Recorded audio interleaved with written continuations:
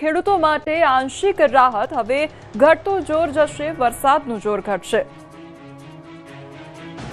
છેલ્લા 8 દિવસથી ખેડૂતોના લોહી ઉકાળી રહેલા વરસાદનું જોર આખરે ભાંગી ગયું છે. રાજ્યમાં હવે ધીમે ધીમે વરસાદના વિસ્તાર અને તીવ્રતામાં ઘટાડો થવાનું અનુમાન હવામાન વિભાગે વ્યક્ત કર્યું છે.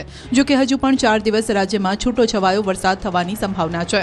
ધીમે ધીમે વરસાદના વિસ્તારોમાં ઘટાડો થવાની સંભાવના છે. હવામાન વિભાગના જણાવ્યા અનુસાર અરબસાગરમાં સર્જાયેલું ડિપ્રેશન હવે નબળું પડી ગયું છે અને વેલમાર્ક લો પ્રેશર બની ગયું છે.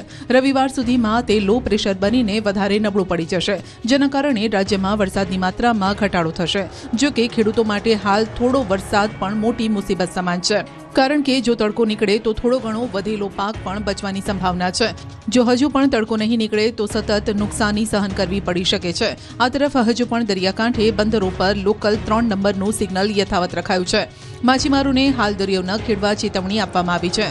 रेट में एक्टिविटी थोड़ी सी कम रहेगी, लेकिन लाइट टू मॉडरेट रेन जो एक्सपेक्ट कर सकते हैं अगले 3-4 दिन तक रहेगी. उसके बाद एक्टिविटी कम हो जाएगी. और थंडरस्टॉर्म की जहाँ तक बात है तो थंडरस्टॉर्म में अगले 2 दिन हम एक्सपेक्ट कर सकते हैं कि आइसोलेटेड प्लेसेस पे थंडरस्टॉर्म लाइटनिंग की संभावना है.